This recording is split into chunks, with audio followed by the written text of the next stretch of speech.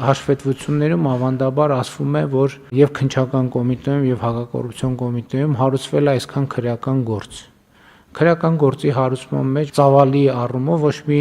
դրամատիկ բան կարող է եւ չլինել։ Այսօր կարող է հարուցվել, վաղը կարող է կարճվել նույն հաջողությամբ կամ գնալ դատարան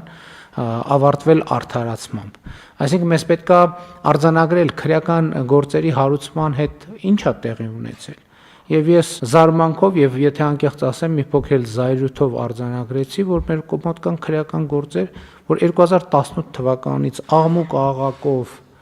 մեծ լրատվական ուղեկցությամբ քրեական գործը հարուցվել է, հիմա մեկ էլ մի օր հիշում ենք, ասում ենք այդ քրեական գործը, որ տենց լրատվականների առաջին էջերում էր, բա ինչ եղավ եւ ստանում ենք մի կարճ տեղեկանք, նախաքննությունը շարունակվում է։ Սա կներեք անթույլատրելի է, որովհետեւ պետք է ի վերջո հանրությունը, կառավարությունը պատասխան ունենա։ Կառավարությունը, պետական բյուջեն, այդ թվում ժողովուրդը հակակոռուպցիոն կոմիտեի վրա ահռելի եւ էական ներդրում է իրականացրել եւ ուզում եմ հիշեցնել նաեւ, որ առաջին անգամ հակակոռուպցիոն կոմիտեի ձևավորման ընթացքում էր, երբ որ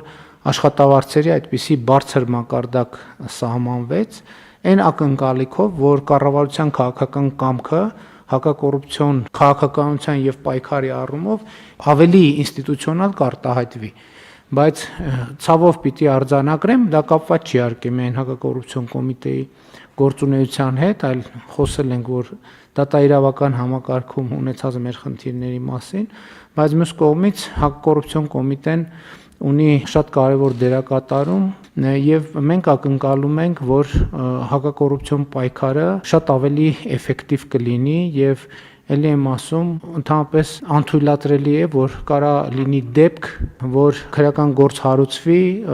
դրվի դարակում ու մեկ էլ այդ քրեական գործի մասին հիշենք 5, 6, 7, 8, 9, 10, 11, 12 տարի հետո, ասենք, բա ինչ եղավ այդ գործը եւ պարզվի, որ այդ գործի նախաքննությունը